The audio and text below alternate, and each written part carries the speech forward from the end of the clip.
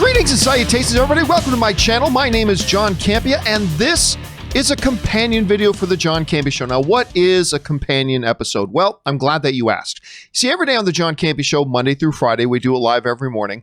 We take a segment of the show to take your live questions. However, sometimes we don't get enough time to get around to all of the live questions, and sometimes those questions really get backed up. And when they do, I want to make sure we get to your questions that you sent in via those tip links in a timely manner, so I gather up those unused questions and we address them here on companion videos. So thank you guys so much for being here and for checking this out here today. And thank you to all of you who did send in those questions. I'm sorry we didn't get around to them on the John Campea Show itself, but we're going to get to them right now. So let's not waste any time and get right into it. We're going to start things off here with a message that came in from Tim Platt, who wrote in, I used to think the idea of Bill and Ted saving the world was ridiculous, but this past year has shown me that they actually could if people would simply be excellent to each other. Hashtag this is the way. Good life philosophy there, Timothy. But I will say this, though. I know a lot of people say they liked the latest Bill and Ted movie that went straight to streaming, played in some theaters. I actually don't think it was all that good. But I mean, don't get me wrong, I don't think it was bad. And the ending, like the last 15 minutes, I'd be lying to you if I didn't tell you that it kind of made my heart smile a little bit. It did kind of make my heart smile a little bit. I like the ending myself, actually quite a bit. Still, overall, I didn't think the movie was all that good. That said, the movie never does explain, nor did it ever really explain in the earlier films, how exactly does Bill and Ted writing a song actually save the world? And then they come up with this mechanism at the end of the latest movie, and all of reality is saved, but they never really explain, wait a second, why does everybody singing the song together make the universe come back into alignment? I guess that's not really the important part of the movie, I suppose. It is the baseline idea, be excellent to each other, so thanks for sending that in, man.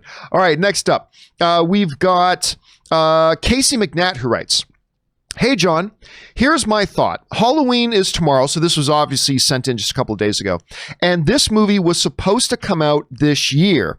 So I feel they wanted to give us a treat of what's to come. I mean, it is Halloween after all. I don't expect a full trailer now until June or July. Okay, so what Casey's referring to here is that the other day, Halloween Kills, the newest Halloween movie, a follow-up to the one that came out last year, which I really liked. First Halloween movie I've ever actually really liked was this latest one. So it's not coming out until October of 2021. They dropped a short trailer, I guess you could sort of call it a teaser, the other day. Now, I kind of struggled with this in two directions. On the one hand, my thought is, what was the point of putting out that trailer right now? Putting out that trailer now is not going to equal $1 extra made at the box office when the movie comes out in a year, right? So on the one hand, I was kind of like, what was the point of putting that out? I mean, but on the other hand, it's not like they bought television time to put it out. So, and they didn't put it in theaters, obviously. So, I mean, it really didn't cost them anything to put it out. So why not? But really, at the end of the day, Casey, what you're saying is really what makes sense. Because Rob brought it up too. It's that, maybe the studio just knows a lot of people are looking forward to the new Halloween movie. And in this insufferable year of crap that 2020 has been, why not drop something just to put a smile on everybody's face? And I'll tell you what, when Rob kind of put it that way, I was like, you know what? Yeah, because it did put a smile on my face. I mean, the trailer is pointless at this point, this far out and this early, but it put a smile on my face. I enjoyed watching it. And for that, I am grateful that they put it out. And maybe that was the point the whole time, right? Maybe that was the point. You know what? There's nothing to be gained for us here by putting this trailer out now, but there's nothing to lose. And it's just a little something that makes people feel good. Let's put it out. You know what? If that's the case, good on them. And I love that they did that. All right, let's move on here. Next up is Ryan Lohner, who writes, Timothy Oliphant's just doing his Seth Bullock / Ryland Givens / Defy routine again, but you won't hear me complaining because it's a darn good routine. So obviously what Ryan's talking about, for those of you who haven't seen Mandalorian Season 2, Episode 1 yet, Timothy Oliphant is the featured guest star this week. The name of the episode of this premiere episode was The Marshal. The Marshal is what it was called. And Timothy Olyphant plays that Marshal. Is Timothy Olyphant basically seeing a character we've seen him play several times already? Oh, yes. Yes, he is. And I have no problem with it. You know, there's actually something, you don't want to stereotype an actor or anything like that, but there's something to be said, I think, about, you know what, in a movie like this, that's supposed to just ooze old, gritty, frontier Western kind of movies, why not go out and get a guy who we are clearly very happy with and very comfortable with seeing in that sort of a role? Why not do that for a show like this? And by the way, I thought Timothy Olyphant was great in it. I thought he was fantastic in it. And so I agree with you, Ryan. It was a little on the nose from what we're used to seeing from him, but hell, why not? It's something we really enjoyed, and I certainly enjoyed a minute. All right, next up, we've got Russell Amador, who writes, "Hey, John, hell of a first episode of The Mandalorian. I loved it. I absolutely loved it. Can't wait for more to come. With that being said, did you see the release schedule? It looks like it concludes on December 18th. Is it fair to say it's looking more likely for WandaVision to debut on Christmas?" Yes. Yes, it is. Look, one of my biggest complaints, and you all know I'm a big Disney fan. I like Disney stuff, whether it's Pixar or Marvel or Star Wars or Disney proper, whatever. I'm a Disney fan. I am. But I've more and more as the months have passed, I've become more and more critical of how they've handled Disney Plus.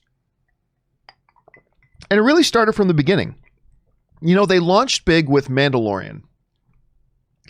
But it wasn't long after that we realized, okay, Mandalorian's done. Great. What's next? Shop Class? Now, they also had The World According to Jeff Goldblum, which I really, really liked, but that's a smaller niche show. They had nothing that was a big marquee kind of show ready to go for after Mandalorian was done. And to me, it's a little bit unforgivable. It's not like they just decided to do Disney Plus 6 weeks before they launched. They built up and prepared for the launch of Disney Plus for years. And I'm sorry, but it is relatively inexcusable that they had nothing else ready to go. Now, I get it. They have an incredible library. I've never taken that away from them. Disney Plus has a great library. Absolutely. But, you know, one of the big things that is attracting people to sign up for the service is, you know, all these promises of these great new shows. And they did Mandalorian, and then they had nothing. And nothing. This year is going to be different. This year, they're going to run Mandalorian. Mandalorian's going to wrap up. And then, hello, everybody, it's WandaVision. Now, how long we have to wait between WandaVision and whenever, you know, Falcon and Winter Soldier comes out, I don't know at this point. But yes, I feel like it is pretty much looking like the writing's on the wall.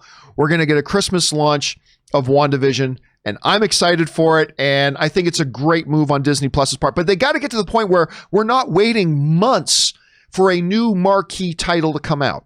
That can't be the way. I'm not trying to quote Mandalorian there, but that can't be the way you do it. Not when Netflix is literally putting out 5 pieces of new original content every freaking day. You know what I'm saying? Anyway, so there's that. That's just my thought on that, Russell. But yes, I do believe we're going to get that WandaVision thing fairly quickly after Mandalorian is done. All right. An anonymous viewer writes, "Now, before we all lose our collective bantha poodoo, let's just remember that there are quite literally millions of guys running around the Star Wars galaxy with that face. I have spoken." So obviously, you're talking about Morrison. We see Morrison pop up, the actor who played Aquaman's dad in Jason Momoa's Aquaman. And of course, he was Jango Fett, and he's the clones, and he's Boba Fett. And of course, at the end, by now, look, if you haven't seen the first episode of Mandalorian season 1 by now, or season 2, episode 1 by now, then you're clearly not all that interested in it. So a little bit of a spoiler here, but last shot, we see the camera pan, the back of a character turns around. It's Morrison. It's Boba Fett. Now, we pointed out on my own show that, listen, there are other people with that face in the galaxy, right? There was a clone army of millions that have that exact same face. However, and not that this is the be-all and end-all, not that it absolutely proves it, when you go over to IMDb, it lists him, Morrison, in the show, and it lists him specifically as Boba Fett, right? It lists him as that. Now, that's not 100% key lock, but I think that's obviously what was implied. Listen, could Disney Plus Disney Plus and Jon Favreau pull a fast one on us and have it be that he's, I don't know, one of the clones, maybe one of the ones that we know from one of the animated shows? It's possible. It's possible, but I really do think they were pointing us toward Boba Fett. So I kind of believe right now that that is indeed what we were getting. All right, let's move on now. Next up, Ray Reyes writes, "Hi, John. Do you think the way things are going with COVID, that probably movie theaters could be gone? Companies like Netflix, Amazon, Apple could open their own movie theater chains to expand their services in the future. Keep up the good work. Hi to Robert." We've talked about this a bunch of times, Ray. I mean, look, regarding the survival of the movie theaters, I believe that if the movie theaters can stay alive, you know, quoting Daniel Day-Lewis from Last of the Mohicans, stay alive.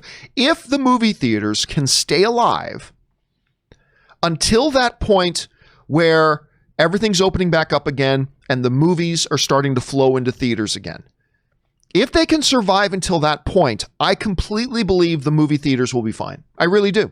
There are others who don't believe that, and that's fine. They're allowed to be wrong. I believe if they can survive until that point, they will be fine.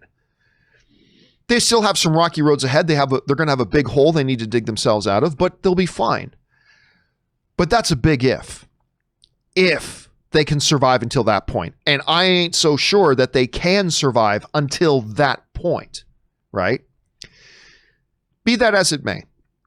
If they don't, does that then open the doors for Netflix and Amazon, whatever, to open up their own theater chains? Or even in the shorter term than that, are things ripe that a Warner Brothers could step in and buy AMC theaters, or, you know, Paramount could step in and buy Regal theaters? Could we see the studios getting involved in theater ownership? That used to be illegal, but with the Paramount decrees, is what a set of laws was known as, have been wiped away earlier this year. The doors are now open that studios, if they want, can own movie theaters. Is the door open for them to do that? Yes. Do I think that's what's going to happen? No, I don't. And there's a big reason why. The big reason I don't think it's going to happen is I don't believe the studios have any desire to get into movie theater ownership. Now, I'm not talking about the odd novelty theater, right? Like, take in Hollywood, there's a iconic movie theater, the El Capitan Theater, which is right across the street, literally right across the street from the Dolby Theater, which is where the Academy Awards are held every year. And right across the street from that Dolby Theater is the El Capitan that's owned by Disney. I can totally see like Amazon and Netflix having their own theater in New York and maybe one in LA and blah, blah, blah. But do I see any of these studios owning 1,000 theater chain across the country? I don't. And there's two reasons for that.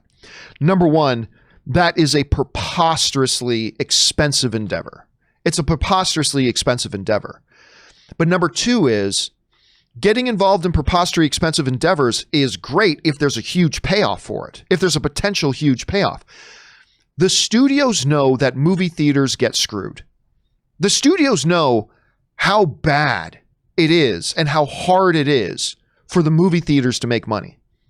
It is a razor-thin margin business. Right? And you've got companies like AMC that have been doing it for 100 years. And even for them, it's a razor thin margin business. Incredible amounts of work to make razor thin margins. The studios know that they have been taking advantage of the theaters for decades. They know that they have it much better than the theaters do. And that's why I don't believe they have any, they desperately want the movie theaters there, but they don't want to be the ones to own it and be financially responsible for them and take on all the effort and labor and everything that goes into making those things happen and run. It's a different story altogether. Now, I was all for something like an Amazon coming along and buying AMC. Then you don't even have to change the AMC name. Just keep calling it AMC, but now it stands for Amazon Movie Cinemas. There, you still get to keep the name. But they have so much money that it's ungodly. But listen, Jeff Bezos isn't about getting involved in endeavors that aren't going to turn him or give him at least the reasonable potential of a decent sized profit if he does it, right? And I just don't think movie theaters are it. I'm not writing it off as an impossibility, but I don't personally right now think it's something that is a likelihood. Possible, yes, especially with a company like Amazon. Amazon is more likely, I think, than any of those other places. But I still don't think it's likely. I think it would be a good move. I mean, as a movie fan, it would be great if a company with the deep pockets like Amazon could come in and buy like an AMC Theaters. It would ensure the ongoing future of the movie-going experience. It would get a brand new influx of money. It would be great. I would love it. As a film fan, I would love it. But do I think it's actually going to happen? I don't. But hey, you never know. You never know. All right, let's keep going now. Next one up. Mark Newman writes, one of two. Saw the Songbird trailer. That was interesting, wasn't it? Saw the Songbird trailer, and I thought, is this the beginning of a new tidal wave of dour pandemic-themed movies/TV? Normally, I'd be down, but honestly, man, after having lived this crap for almost a year, I want some optimistic escapism for a bit. Part 2. Maybe overall public feels the same. I'd expect maybe, given it a couple of years, a little distance from the thick of this strife, and then visit it. I'd imagine it'd make more, or am I wrong, and they want to hit while it's all over the news? All right, interesting question. So for those of you who don't know what he's talking about, there's a trailer out there right now with, what's her name from Daddario? I think that's her name, who was in Baywatch. Anyway, there's a trailer came out just recently for this new movie, Songbird, where it imagines the world is in the grip of, it's a little bit in the future, and it's gripped in a pandemic of what's called COVID-23. Not COVID-19, but a totally different thing called COVID-23, right? And how truly bad it is, and what it's done to society, and blah, blah, and it's very grim and bleak. Is this something that they should put off and wait to do for a couple of years? Or is it a good idea to release something like this now? I think there's arguments to be made on both sides. Honestly, though, if I was a distribution executive, I think I would want it in theaters now. Listen, movies are stories, right? And all stories are told within a certain context. And depending on the context you're in, it'll have a greater or lesser impact, right? And there are certain movies that weigh more heavily into that principle, and others that do so less. For instance, you go and watch a movie like Guess Who's Coming to Dinner with Sidney Poitier. Watching it today for the first time, you and I will just not get it. I mean, we can still enjoy it, and we understand the themes. We do. You and I will understand the themes. But that movie, for a lot of us, not all of us who are watching the show, but for a lot of us, that movie's before our time. And that movie came out in an era when the concept of a white woman surprising her affluent white family home with her fiance, who is a black man. I mean, that was a story told within the framework of the societal context in which it was birthed, right? And you and I can't remember which film critic it was. I heard one film critic talking about it, and I completely agree with them. Like, you and I can watch it after the fact. And I did. I watched it well after the fact. And it's great, but I'll never get the full impact because I didn't watch it within that time frame in that context. Movies are meant to be experiential events, right? We watch these movies to have an experience. And there's something to be said about watching a movie like this within the context that we're having, and it can heighten the experience that we have with it. Maybe it'll be very visceral. Maybe it will be a dour, whatever. But there's something to be said for that. And so while I see a lot of good arguments for waiting a couple of years, there are some very good arguments for that. I just got to admit, if I was a distribution executive, I would say, hey, let's put it out now. Because now is when we're all thinking about this. Now is when this sort of thing may impact us deeper. And from a financial point of view, now is when this is the topic of conversation on everybody's lips. It'll probably get more attention now. So you take the business into it, you take the artistic aspect of it, you take the experiential aspect of it. And I think I would go with releasing it now. You raise some really good points there. Absolutely you do. But I think if it was me, I'd probably go with releasing it now. Anyway, great question, though. Great topic. All right, let's move on now. Next up, we've got Greg Scott Bailey, who writes, John, I did it. Spent most of the year saving up money, and then this summer I ordered a Thanos and Hulkbuster hot toy. It's too bad Rob's not here. Rob would be proud of you. And then as I type this message, thanks to Rob, I now have a Pepper Potts rescue. It's too late for me. Go on without me. LOL. Listen, Greg, I am both feel bad for you and am incredibly envious of you. Now, a lot of people ask me, John, why do you have 4 hot toys, right? Because I have 4. Which ones do I have? I have the Jor-El, I have the Alien, I have a Boba Fett, and I have, what's my 4th one? I can't even remember what my 4th one is. Anyway, I've got 4 of them. The reason I have 4 is because I can't afford to have 50. It is an addictive habit to get into. Now, look, I have hundreds of pops. Right? You see the pops behind me, right? I have hundreds of them. And I used to have none until one day, my brother-in-law, Ray, came back to the office. And I think him and Dennis and fact checker Jonathan had gone over to, the mall, and there's a store in there that sells hot toys. But every week they would buy a couple. My brother-in-law came back with a gift for me. And he had bought me the 2 hot toys of Sam and Dean Winchester from Supernatural. And I loved them. I'd never bought pops. I didn't want to. But as soon as I got them, I thought, you know what? Wouldn't a Castiel look pretty good beside that? So I bought a Castiel one. Then I'm like, well, if I'm going to have a couple of pops, I need to have some Star Wars pops. So then I go and buy 5 or 6 Star Wars ones. And then I'm like, ooh, look at that Captain America pop. And I bought the Captain America. And before you knew it, I had hundreds. Now, pops are a little more forgiving because they cost like $10 a shot, right? They cost $10, $12 a pop, depending on the size. Like I've got, let me see if I can get it here. Hold on a second. I've got this one. I believe this is amongst the biggest ones they make. I was at Disneyland one day and I saw them have this special edition Disneyland exclusive Indiana Jones with look at the size of this thing with the idol in his hand, right? Those of you listening to the podcast version, you obviously can't see but trust me, it's great. I think that was like $50 and I splurged on it because, look at it. It's gorgeous. So I splurged like $50 on that. But for the most part, the pops, they're pretty forgiving, right? Because they're not that expensive. But man, the hot toys, you're talking anywhere between $200 to $350 or more per shot.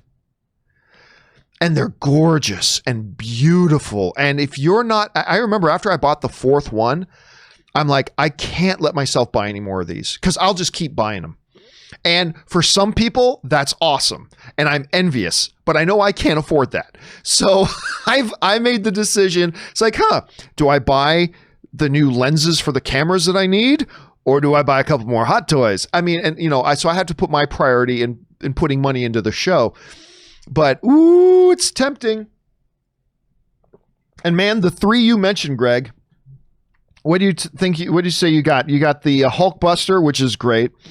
The Thanos and the Pepper Rescue. Those are all 3 I would love to have, but I can't spend that kind of money. I'm glad that you saved up and you were able to get that. And I hope you enjoy them, man. I really do. All right. And like I said, Rob would be totally proud right now. Why did that come up? I'm not sure. Let's see here. Where are we at? We are at Palestinian Surprise writes, hey, John and Rob. Rob's not here today. My 2 favorite YouTube creators. Much respect. Thank you so much. Question for both. Were there ever any years where you didn't particularly like the Oscar Best Picture winning film? Which film or films? Question for Rob. Are there any comics that depict Arabian culture? Well, Rob's not here right now, unfortunately, for that surprise. Well, listen. We all have years where the film that wins Best Picture isn't necessarily the one we would have picked to win. But are there years? Let me bring this up. Hold on a second. Are there like Best Picture winners that I didn't even like?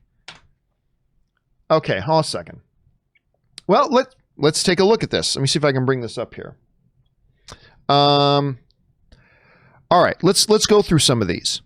Parasite, loved Parasite. I know, now again, remember, there are going to be a couple on this list that maybe I would have picked another film to win, but you're asking, are there best picture winners that I didn't even particularly like them? Parasite, loved it. Green Book, loved it. Shape of Water, loved it. Moonlight, loved it. Spotlight, loved it. Birdman in 2015, loved it. 2014, 12 Years a Slave, loved it. 2013, Ben Affleck's Argo, loved it. Let's move on here. What else we got? We've got 2008's. Did I skip a couple? I think I skipped a couple. Hold on. Let me see if I can get this back on screen. I'm not sure if I can. Okay. 2012, The Artist. Love The Artist. 2011, The King's Speech. One of my favorite films of the past couple of decades is The King's Speech. 2010, The Hurt Locker. Love it. 2009, Slumdog Millionaire. Love it. Don't care what anybody else says. 2008, No Country for Old Men. Love it. 2007, The Departed. Love it. 2006, Crash. There are some people that didn't like Crash. I actually really did. I thought it was a very poignant, well-made film. Would it have been my pick to win Best Picture? That's debatable. But I really like that, so I'm going to say yes. 2005, Clint Eastwood movie, $1 Million Baby. Absolutely love it. 2004, Lord of the Rings, Return of the King. Love it. Here we go. 2003, Chicago. Even though I like musicals, I gotta say, Chicago, I wouldn't say I really like that one. I don't really, and there are musicals I love, like Moulin Rouge is in my top 20 favorite films of all time, but Chicago never really worked for me. So I'll say there's one out of, what are we at, 17 years so far. We've got one. Let's keep going just for a few more years. 2002, A Beautiful Mind. I loved it. 2001, Gladiator. I loved it. That was 2 Russell Crowe films back to back that won Best Picture of the Year. 2000, American Beauty. Loved it. 1999, Shakespeare in Love. That's another one where a lot of people didn't like it, but I did. I thought it was great. 1998, Titanic. 1997, English Patient. Love both those movies. Let's see here. 1996, Mel Gibson's Braveheart. Obviously love it. 95, Gump, love it. Number 94, Schindler's List, love it. 93, Unforgiven, best Western of all time in my mind. 1992, Silence of the Lambs, love it. 1991, Dances with Wolves, love it. 1990, Driving Miss Daisy, love it. And now we're 30 years in. So interestingly enough, I would say the only one for me out of the last 30 years that I would say I didn't particularly even like that film would probably be Chicago. Now, there's going to be a bunch that say Crash, and there's going to be a bunch that say Shakespeare in Love. I think that more has to do with Shakespeare in Love one. I think has more to do with people were just sore that Saving Private Ryan didn't win that year, and Saving Private Ryan was. I think that's the same year. I think that's the year Saving Private Ryan. I think Saving Private Ryan and Crash came out in the same year. Anyway. But for me, the one on that list would be Chicago. Thanks for writing that in, man. Okay, let's move on here. That was Palestinian Surprise. Next up, Anonymous writes, "Hey, John, choose only one. A date with Jennifer Garner, Christopher Nolan making a rom-com, or a Sony A7S III. Choose wisely." Okay, we'll take the Christopher Nolan rom-com one out. Don't get me wrong. I would love to see Christopher Nolan step out of his regular sandbox and try doing something a little bit different. And a rom-com is something I'd love to see him try to do, but that's something I'd like to see. It's not, I'm dying to see it. Okay, for those of you who didn't see the other day, Sony just put out a new camera that I've been drooling over. I've watched about 40 different videos on YouTube about it. I've been drooling over this new Canon, or this new camera, the Sony, not Canon, Sony A7S Mark III. The A7S III. It's without a lens. It's like $3,500 for this camera without a lens. You're looking at probably you want at least one prime lens and one zoom lens. So you're probably looking at close to another $1,500 to $2,000 for a couple of lenses. Oh, it's so expensive. I can't bring myself to it to do it. So I would love that, but I'd be lying to you if I didn't say a date with Jennifer Garner. You might be saying, John, what about Anne? Well, I mean. Obviously Anne, but Anne knows Jennifer Garner has been my celeb crush like for decades, ever since Alias. I think Jennifer Garner's like the perfect woman. I mean, let me rephrase that. The perfect Hollywood star. I just think she is the perfect Hollywood star in everything. First of all, I think she's a tremendous actress. She can do action and comedy and drama. She can do it all, but especially great with action. She just recently did an action film that I thought was fantastic. But she also has always comes across as very grounded, very real. I've just always loved Jennifer Garner. And if every marriage has its hall pass, Anne knows Jennifer Garner would be mine. Justin Timberlake would probably be Anne's. But as far as that goes with Jennifer Garner, I think if I had an offer, if Jennifer Garner's agent wrote to me and say, hey, Jennifer heard about how much you're a big fan of hers and she's like your celeb crush, she'd like to invite you to a dinner and have dinner with her, I would move heaven. And I think Anne would leave me if I didn't go and have that dinner. I think Anne would totally leave me if I didn't go and have that dinner. So one-time dinner date with Jennifer Garner, I would take that over a Sony a7S III. Yep, I'd even take that. Just one casual dinner date with Jennifer Garner, I'd take that in a heartbeat. Like I said, we all have our celeb crushes, but she's been mine for a long, long time. I think I'm getting rosy in the cheeks just talking about it. Anyway, I'd probably go for that one. Thanks for that. Okay, next up. Again, wrong one comes up. Next up, we go to, that was anonymous. Next one, we have another anonymous writes, one of two. A lot of former AMC Collider era people are copying you and doing the solo YouTube thing. Well, let's not pretend like I created the solo YouTube thing. Let's be clear about that. Anyway, Makuga, Roxy, Outlaw, Team Action, Ken, and a bunch of others not totally connected with the AMC days. Even Christian Harloff. By the way, I've seen this happen a lot. Just so everybody knows, Christian, you did spell Christian right, but Christian Harloff, his name is spelled with a K, just so you know. Anyway, even Christian Harloff has his SEN with a ton of people that we know. 2 of 2, and none of them even get 1/3 of your ratings or 1/20th. Why can't they achieve your success? What's the difference? Is it talent or oversaturation? All right, thanks a lot for writing that in. I think there's a couple of things you have to keep in mind because, yeah, unfortunately, the old AMC days are gone. Even what they kind of then transitioned into the Collider days, the old Collider days are gone. I mean, that's done.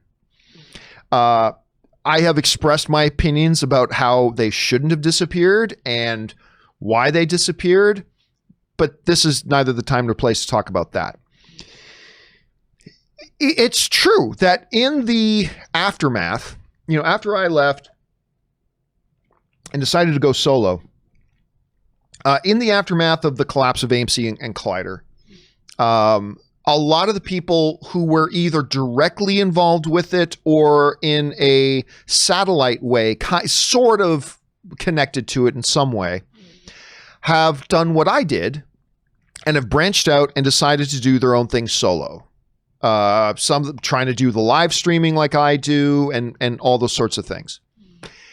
And it's not incorrect to say that not a lot of them are having a lot of success, but success that's a relative term. What is your definition of success? To some people, getting 20 people to watch a live stream is huge. That's huge. To some people, maybe 2,000 is nothing, right? So the term success is relative. But why haven't we been able to see some really talented, not all of them are super talented, but some of them very much are. I'm just going to be real with you. I'm not going to sugarcoat anything. I'll be real with you. So why have they not? I think there's a couple things to keep in mind. Thing to keep in mind, number one, is that just like a lot of movie fans just think making a good movie is easy. Like there are a lot of movie fans that just, how hard can it be to make a good comedy? It's hard. It's really damn hard to make a good movie. To make a movie that people like is really damn hard. But I find a lot of people carry that same attitude over with YouTube. Like, how hard is it to get 1,000 views on YouTube? It's hard. It's really hard. And for every one person that does it, there's 10,000 that tried and failed. And there's an aspect of luck to it and all that kind of stuff. So element number one is that just because You start up a YouTube channel, a lot of people just think that, oh, you do the YouTube channel and you get, you'll get 10,000 views in your first month. It's really, some do, it happens, but it's really, really hard, and that's the exception. I think element number 2 you got to keep in mind is that specifically talking about these people that you're referring to, like this whole big collage of people who were either directly or indirectly kind of associated with what was going on during the AMC or Collider era doing stuff. You got to understand that for a lot of them, not all of them, and it doesn't have to be this way, but for a lot of them, including me, they do movie-centric stuff. And I don't know why I've had this this camera angle up for a while. They do movie-centric stuff, right? And the last 8 months, 2020 has been a year where basically the movie industry took a hibernation. The movie industry basically went into hibernation for like 8 months. What happened to ESPN when there was no sports? ESPN had to go months with no sports. You think a lot of people watched ESPN when there was no sports? Nope. I watch ESPN multiple times daily, and I went months without watching ESPN, right? So you got to understand, number one, it's incredibly difficult to gain traction on YouTube. It's a very, very hard thing to do. Number two, you got to understand that a lot of these people, they kind of travel in movie-centric circles, and they try to do other things as well, but they're movie-centric things. And for this year, there's been no movies for the most part. There's basically been no movies. The world where 3 brand new Hollywood films get released in theaters every week, that's been gone. I mean, look, I was getting 3,000-4,000 new subscribers a month, but in this year, like I've maybe this entire year gotten like 2,000 new subscribers. Like even my growth there's basically been no growth this year. And it's just been a fight to really keep where things are when you go 8 months with no new big movies coming out, right? It's hard. So when you're thinking about, before you get judgmental, and I'm not saying you're trying to be judgmental, but I'm just saying, before passing judgment on any of these other people who are trying to get things up and running and establish something, the environment has not been good. And it's been very, very difficult. It would have been very, very difficult to get something up and running and all that kind of stuff. So you need to take that in consideration as well, right? And let's see how these folks do when things get back to normal, however long from now that's going to be, and whatever normal looks like. But whenever we get back to whatever normal is, then let's see how they do, right? I think it's unfair to try to give an evaluation or whatever when they're trying to get things going in this sort of an environment. With Christian, and what Christian is doing with SEN, there's another layer of complication. I've always believed this. The bigger the thing is you're trying to build, the longer it takes to develop the foundation, right? The longest part of building a house is actually a foundation. And it's funny too, like if you ever walk by a construction site, it'll look like for a year, nothing is happening. Right? It just looks like, if you just look at a construction site and just look, there's a fence around it and you see some bulldozers or something behind the fence, but really looks like nothing's happening for a year. And then all of a sudden, boom, a full building is there. That's because building the foundation takes a lot of time. It takes a lot of energy and effort. And the bigger the building is you're trying to build, the longer that process is going to take. What Christian is trying to build with SEN is beyond a simple YouTube channel. Christian really has a grand vision for SEN, a very big and grand vision. And to accomplish that, it's going to take a while for him to really lay the foundations.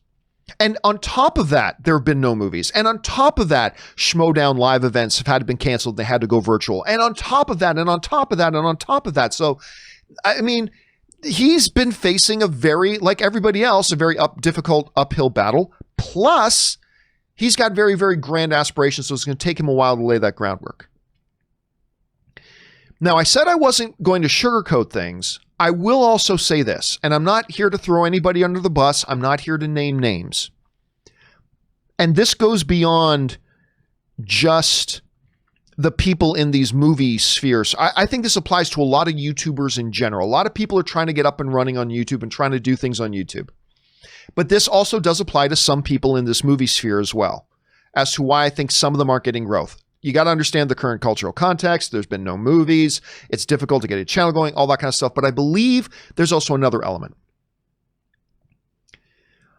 I believe that, like any relationship in your life, you are constantly communicating to the other person or people in that relationship how valuable and how important that relationship is to you.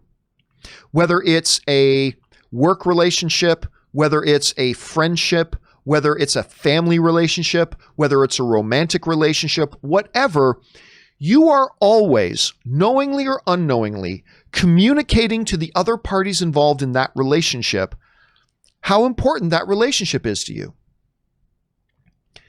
So, like the other day, Anne still plays Animal Crossing every day. Anne is on her Nintendo Switch every day playing Animal Crossing. I came across this adorable sweater of one of the characters from Animal Crossing in a Starbucks-like cup, but it's got like an Animal Crossing logo on it. It's an adorable sweater. I ordered it for her, surprised her with it the other day. I'm just, every day you are communicating to somebody. And that was just my little way of communicating to her. You are the most important thing in the world to me. I think about you all the time. And just, we're constantly communicating to each other, right? Whether it's a romantic relationship, friendship, whatever. Do you have a friend? Do you have a friendship with somebody and you never get together with them? You never think to email them. You never think to text them. You never think to call them. You never think to acknowledge their birthday. Well, guess what? You're communicating how important or not important that relationship is to you. John, what does this have to do with YouTube? Well, I'll tell you. I think as a YouTuber and your audience, I believe there is a relationship there. There's a relationship between you as a YouTuber and those people who watch your stuff, your audience. I believe there is a relationship there.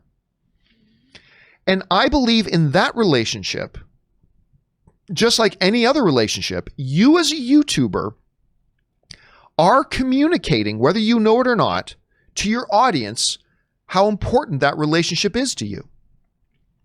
Well, how does YouTube communicate to their audience how important that relationship is? I'll tell you.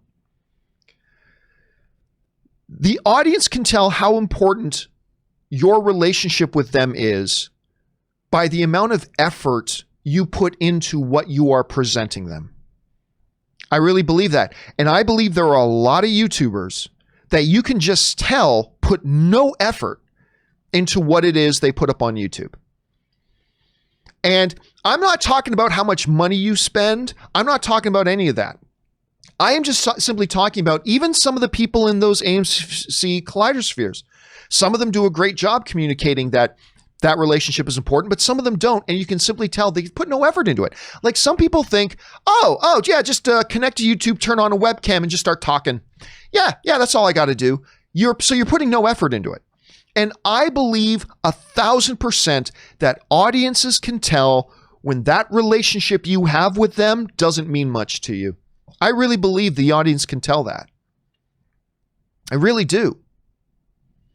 And again, I'm not talking about how much money you spend to put something together. Like, for instance, if you work, a 9 to 5 at, I don't know, let's say you're an assistant manager at a fast food restaurant, whatever, you work a hard 9 to 5 and you make X amount of money. Your significant other isn't expecting you to come home with a 40 diamond tennis bracelet for them that's worth $50,000. They're not expecting you to do that. But hey, you know what? If you only make this amount of money in your life and you come home with like a $30 bouquet of flowers sometime, that means the world. I'm not saying YouTubers need to go out and buy a $1,000 camera and you have to rent space that you can have a proper studio set up. No. But let's say you got no money. That's fine. Then put some effort into what you're doing. Script out. Not a direct line for line script, but do some work. Script out an outline about what it is you want to talk about on that particular video. Do some research. Put in some points. Maybe you don't have any money for a new microphone, but show the audience that you're putting in some energy and effort to make that mic sound as good as it can so that their viewing experience can be just a little bit better. Maybe you can't afford a new $700 camera and all you've got is like an $80 web camera. Okay, put a little bit of effort. When you're doing a YouTube video, go and pull a lamp out of your living room or whatever and set it up. Do some experimenting. Set it up in such a way that you have a little bit better lighting for your shot, and it shows and it communicates to your audience, hey audience, my relationship with you is important enough that I'm putting in this extra energy and effort for the video that I'm presenting to you. Because an audience can tell when you care about your relationship with them. And if you have a little bit more money, well, guess what? Maybe spend that little bit more money on that relationship you have with your audience. And maybe if you can afford a $100 microphone, well, maybe instead of buying, a second Xbox for your bedroom to go along with the one you have in your living room, maybe spend a little bit of that money on that relationship with your audience and buy a little bit better of a microphone. And that says to your audience, your relationship with me and my relationship with you is important enough that I'm going to spend a little bit of money on giving you just a little bit better audio so your experience is a little bit better, because this relationship means a lot to me. And then if you have more money later, then maybe upgrade your cameras or buy some lights or get higher internet speeds to make a better connection to YouTube. Whatever it is. If you have no money, put in effort with no money. If you have a little bit of money, put in some effort with a little bit of money. I'm starting to go on a big rant here, I know, but I'm always flabbergasted when I look at some talented people online who clearly put no effort into the videos they're doing and just expect an audience to show up because they are who they are. Doesn't work. Long term, it doesn't work. There may be some flukes where it does with certain people. There are certain people I know who are very successful on YouTube that clearly don't put a lot of effort into it, but that's the exception. That's the exception. And so yeah, I think for the most part, the reason you don't see some of these folks getting like a lot of audiences right now is absolutely because of circumstances. There's been no movies for a year, practically. It's difficult to get YouTube channels up and running. You got to fight to find the time to do it properly and all that kind of stuff. Those are the main culprits. But I also believe there are some YouTubers out there in that movie sphere and outside of that movie sphere where they just think it's just turn on the web camera, hit stream, and just wing it. And people will love it. I don't know, man. I just think if you constantly communicate to your audience that they aren't worth your effort, then eventually they're going to start thinking you're not worth their effort. And there's a reason I put 6 to 8 hours of prep time into every episode of the John Campea Show. Because I believe I owe it to the people who spend time in their day and our show to give them the best I can give them. And maybe some days the best I give them isn't all that good, but my audience always know I am giving them my best effort. Some days that'll be great results. Some days it won't be all that great results. But my audience always knows I'm giving them my best effort. And I believe that goes a long way. I believe that goes a long way. So anyway, that was a very, very long answer for a relatively simple question. Sorry I went on so long with that, but I think it's relevant. I think it's a relevant thing. Anyway, let's move on here. Next up, Oli from Norway, who tipped in $20. Thank you, Oli from Norway, for tipping in $20 and supporting the channel on that level. Should actors/actresses do more to push for movies to be released to cinemas? After all, one of the consequences of cinemas going out of business and movies going directly to streaming is that salaries will go down. You're not wrong. One of the first casualties of if like movie theaters disappear and it's just all streaming, the amount of revenue is going to drop massively. And that means long term, actor salaries are going to drop like crazy. You're not wrong about that. However, here's the thing. I don't know that, and forgive me as I open a can of Zevia here. I don't know that it's the best idea in the world for actors to get involved in that discussion. Mainly because I think with actors, because of what you pointed out, Oli, with actors, it's a very self-serving message, right? Coming from actors, even if it's true, coming from actors, it's just going to come across as a very self-serving thing. Oh, they only want the movie theaters there because they know actor salaries will stay higher if that's where movies go. And therefore, I think it'll negate, if not outright destroy, any credibility their message will have. So for the most part, if an actor wants to say something, fine, but should they really go out of the way to speak to this issue? Probably not, because of the perception. Now, when a theater chains come out and say, look, this is about Survivor. This is about an industry surviving. This is about maintaining, cultural traditions and cultural institutions. The idea of going to dinner and a movie and blah, blah. It's about the art. And that's one thing. And that's why I think they should speak very loudly to this. But for individual actors too, I don't know. I would kind of think it might be best if they stay out of it. But I don't know. Maybe there's something to be said there that I'm not considering. It's a good thought. It's a good topic to bring up, Oli. Thanks for sending that in, man. All right, next up. Bill Heath writes, "Hi, Giovanni. I would like your thoughts on the film The Social Dilemma. Is it worth watching?" Yeah, I finally got around. I was a little bit late to the party. I finally got around to watching that documentary on Netflix called The Social Dilemma, about social media today and the harm that social media is doing. I thought it was fantastic. I loved it. It's also terrifying, but I would highly recommend it. I have one issue with the movie. Okay, I have one issue with the movie.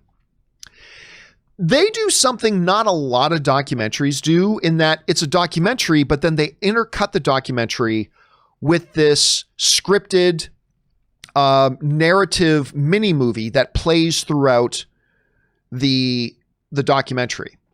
So they're talking about one big issue for a while in the documentary, and then they'll cut away for a 2-minute scene following the story of this family, particularly this kid and his sister in high school, right? And the effects social media is having on them, particularly the element that they were just talking about in the documentary. So they talk about some of the documentary, and then they do this scripted thing about this kid and his family and how social media is starting to affect this kid. Then they get back to the documentary for a bunch. Then they do another little segment of that scripted part, blah, blah, blah. And I got to say this, while I thought the intercutting of documentary with scripted stuff to illustrate what they were saying in the documentary was very creative and really a neat use of the medium, it also gets very unnecessarily melodramatic, to the point that when it started, it was okay, but as the movie progressed, the more and more they cut to the scripted narrative part, I started rolling my eyes. I mean, it was so melodramatic and so much hyperbole in it that it was just hard to take it seriously. And I would just found myself, whenever they cut to the cutaway scripted narrative, I was just kept looking at my watch and waiting for them to come back to the documentary part. The documentary part is fascinating. The scripted stuff, not so much. But still, overall, I would say absolutely watch it. I really, really enjoyed it. I thought it was very well done. All right, next up, Captain Blue Pants writes, culturally, Back to the Future Part 2 was the one that everyone quotes and that drove the cult-like subculture. I'm not sure I agree with that. Example, when Nike recreates those shoes, they sold for thousands. The sports almanac is iconic, and hoverboards, not the better film, but the more memorable. I don't know that I agree with that. Now, those elements that you just brought up certainly are iconic, yes, but I don't know that this is interesting. Rob and I have been talking a lot about the Back to the Future trilogy, and the fact that both Rob and I feel like when we think of Back to the Future, I don't think of the trilogy. I just think of the movie. I think of the first movie. I like Back to the Future 2, and I like Back to the Future 3, but they're nowhere near on the iconic status to me as like, in terms of greatness and in terms of influence, as that first Back to the Future movie. And so when people like Rob and myself think Back to the Future, we don't think about the trilogy. Unlike me, like when I think of Star Wars, I think of the original trilogy. I think of, New Hope, Empire, Return of the Jedi. But when I think of Back to the Future, I just think of the first one. Yeah, the hoverboards, the Nike shoes, that's all true, but I don't think it's really an indicator. I could be wrong about that, by the way. But I think my initial thought is, I don't know if that's an actual indicator of one being more iconic. I really don't. So I'm going to disagree with you on that, but I'd be interested to hear what other people have to say about that. So if you have a thought on that, guys, jump down to the comment section below and leave your thoughts there. It's an interesting thing to bring up, Blue Pants. All right, let's move on. Next up is Tony Rodriguez, who writes, movie theater experience. In 1999, in the army in Germany, some friends take me to what looked like a huge fancy 2-floor warehouse. Inside, 1 cafe, 3 clubs, 2 themed bars, and 2 restaurants, and a second floor 12 theater movie theater. Star Wars Episode 1. I was going to say, that's the year of Star Wars Episode 1. Best night out ever. You know what? I'm so glad you brought that up, Tony, because I have really been getting into the multi-experience movie-going night.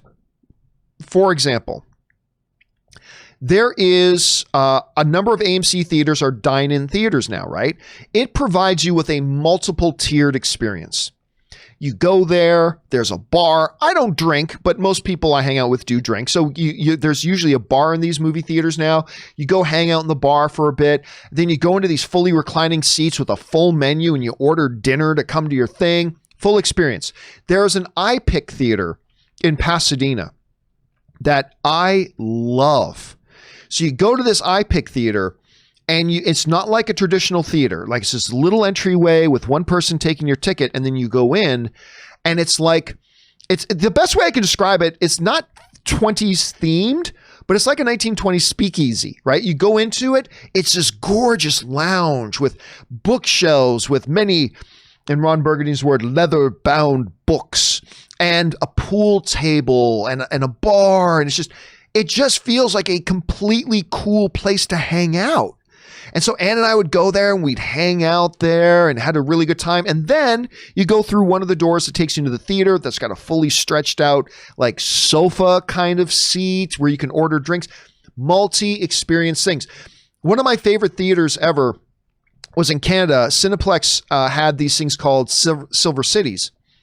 And you go in and they were huge and they'd have arcades in them and they'd have these, sensory experiences like a giant dragon on the ceiling with like a Top Gun F-14 Tomcat hanging on the ceiling and blah, and with the games and all that kind of stuff. Multi-experience nights out, right? And so what you're explaining to me sounds really fun and really cool. And I'm glad you had that night. And I love having those experiences. And I think movie theaters are going to move more and more towards those, where the movie part is just one part of the experience of your night out. And we'll see how it goes. All right, next up, The Wakandan Forever writes, they did the mash, the Monster Mash. It was a graveyard smash. It caught on in a flash. They did the Monster Mash. Happy Halloween. Yeah, Ann and I had a very different Halloween last night. We got dressed up in a couple of costumes, very simple things.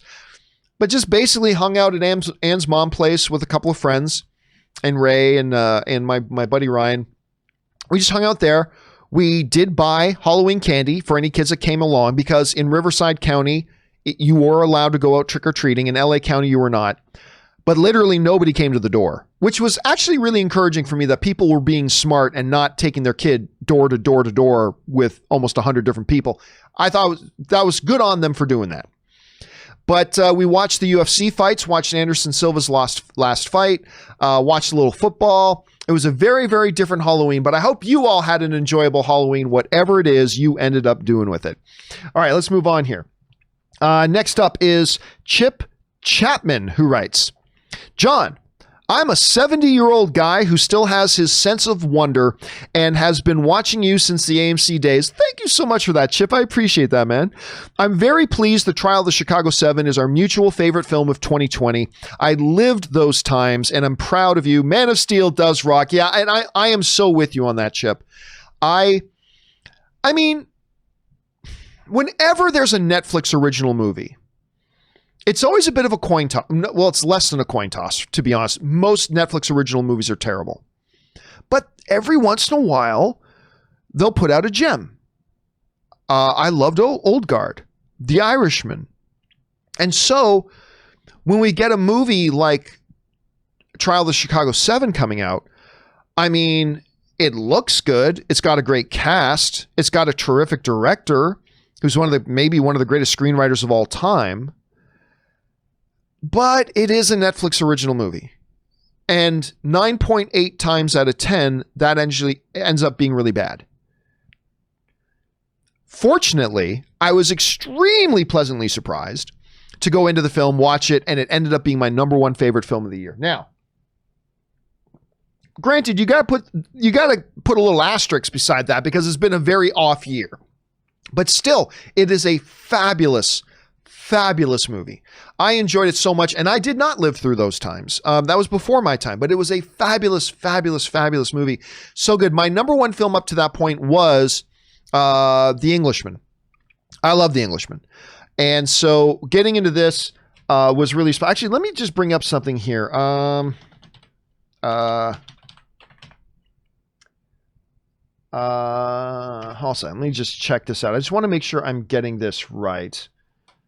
Who was the guy again hold on a second. Let me just bring this up here. Okay. So, the one I'm thinking of is, because I got a feeling I'm misquoting the name of the movie. The Gentleman. I kept seeing The Englishman. The Gentleman. Sorry, The Gentleman was my favorite movie of the year. I knew, I said The Englishman. I'm like, wait a minute. That wasn't the name of the movie. And I had to go and look that up. The Gentleman. The Gentleman was my favorite movie of the year. And I'm glad I was able to pull this up here now. That was my favorite movie of the year. It's got one of my favorite directors, has an incredible cast. It's absolutely fantastic. I love The Gentleman. Absolutely love it. And it was starting to look like it was just going to end up as my favorite film of the year by the end of the year. And then Trial of the Chicago 7 came along. And man, I tell you, I just love that movie. I love that movie so much. And I'm glad you got to live it. I'm glad, I mean, I really kind of envy the fact that you get to watch it, the movie, having lived through that experience. So that's pretty cool. So thanks for writing that in, Chip. All right, let's move on here. Next up. Kevin Rubio, our friend Kevin Rubio, of course, the creator of the greatest fan film of all time, Troops. Kevin Rubio writes, John Ann, a bit of self-promotion, but if you want to know how Boba Fett survived, just read Return of Tag and Bink Special Edition, available at marvel.com, and there are literally a million guys in the galaxy with that face. Love you both. So for those of you who don't know, so my friend Kevin Rubio, he also writes, I mean, he does a lot of stuff. He writes comics. He's a show creator, all this kind of stuff. He's very, very active. But I don't know if you guys have heard, but there are these characters in Star Wars called Tag and Bink, right? Kevin, I believe, created these characters, and he also wrote the comic series of them. If I'm remembering it correctly, there was a Tag and Bink special where it revolves around Return of the Jedi, where Tag and Bink, these two characters, they're rebel characters, but they're undercover as Imperial officers. And they're actually working behind the scenes and helping arrange the rescue of Han Solo from Boba Fett and Jabba the Hutt. And what happens is, before the big fight over the Sarlacc pit happens in Return of the Jedi, Boba Fett had thrown, this is before that battle happened, Boba Fett had thrown Tag and Bink into the Sarlacc pit, but they were able to hang on and not go all the way in the pit, but nobody knew that. So then you fast forward a bit, and when, if I'm remembering this right, when Boba Fett gets knocked down into the pit, he doesn't go all the way down either, and Boba Fett, Tag, and Bink all get out of the Sarlacc pit later on. So if they consider that canon, and I had totally forgotten about this because that was actually a long time ago that came out, but if it was actually considered canon, there's your explanation about how Boba Fett got out of the pit of Carkoon and got away from the Sarlacc. That's how they did it. So thanks for reminding me about it. And again, if you guys have never looked up Tag and Bink and you're Star Wars fans, definitely go and look up Kevin's work on Tag and Bink. All right, let's move on here.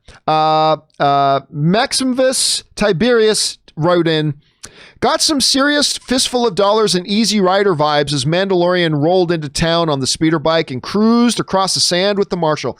Listen, I'm telling you what, one of the reasons I loved that, if not the main reason I loved that first episode of the new season of Mandalorian, is because John Favreau always said this is supposed to be a Western about a gunslinger out on the wild frontier. I was a little bit nervous that going into season 2, they may stray away from that, but they didn't. John Favreau directs the pilot episode of the first episode of season 2, and he doubles down on that whole Western motif. And everything about that episode screamed old style Western. And I loved it. and I ate it up. And you are absolutely right, Maximus. I totally got that sense the whole way through myself, and I love that they did it, and I'm glad you appreciated it too. All right, next up. Connor DeRoyne writes, and tipped in $20. Thank you, Connor, for supporting the channel on that level, man. I appreciate that. Hey, John. This episode of Mando was the quintessential Western. It absolutely was. Right down to the "this town ain't big enough for the two of us" vibe. Piggybacking off that, do you think that Boba and Mando will have some sort of rivalry? Thanks. I actually don't. I don't think we're going to see a lot of Boba Fett in this season. To be honest, and I know certain things about this season of The Mandalorian, but I don't know how much, if at all, we're going to see Boba Fett again this season. Let me be clear. I'm not saying he's not appearing in the rest of the season. I'm saying I don't know, and I'm not sure that he will. If you really look at how Mandalorian, other than Gina Carano and Carl Weathers' characters, the people Mando comes across then kind of disappear, maybe pop up again at some point later, and maybe Boba Fett will, but I'm not sure that he will. So I don't know. There are some people that are already theorizing that by episode 3, it's going to be Mandalorian and Boba Fett, and Boba Fett's going to be in all the rest of episodes, and I don't think he will. He might make another appearance this season, and I'm not sure that he will. That might be all that we get for this season. So I'm not sure. So all I'll go is as far as what do I think is going to happen this season. Do I think Mando and Boba are going to develop a rivalry this season? I don't. Who knows what'll happen later on, but I don't. But I don't know that for a fact. That's just what I think. It's not what I know. So let's be very clear on that. But you're absolutely right, man. It was everything about this episode was quintessential Western. I loved it for that reason. So I'm glad you did too, man.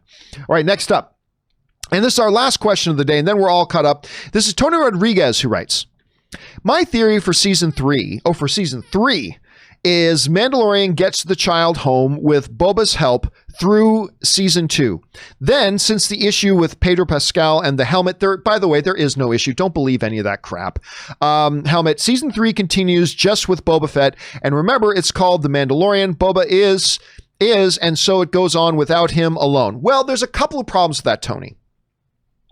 Number one, the name of the show is not Mandalorian. The name of the show is The Mandalorian. This show is about Mando, right? It's not about any random Mandalorian that'll just come in and out. The show isn't called Mandalorian. It's called The Mandalorian. It's about him, period. Also, there's a lot of debate about whether Boba Fett is actually a Mandalorian.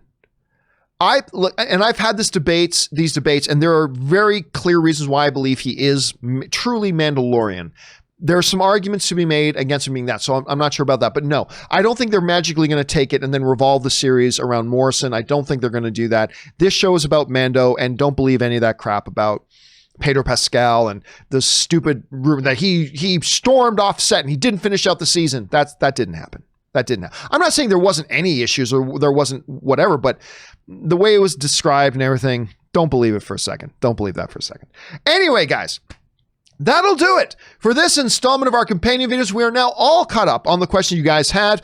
Don't forget to join us again on Monday for the newest episode of the John Campea Show. Robert will be here. We're obviously going to talk about a number of things, including, of course, the passing of Sean Connery. Make sure you join us for that. And guys, if you haven't done so already, why don't you take a second, go and click on that subscribe button. Keep up to date on everything that we got going on here on the channel. Like I said, we put in like 6 to 8 hours of prep a day on those shows. So a subscribe click on that would be absolutely fantastic. Guys, don't forget, do the main important things. Stay smart, stay safe, take care of yourselves, and please take care of the people around you. That'll do it for me for now, guys. Thanks a lot for being here. My name's John Campea, and until next time, my friends, bye-bye.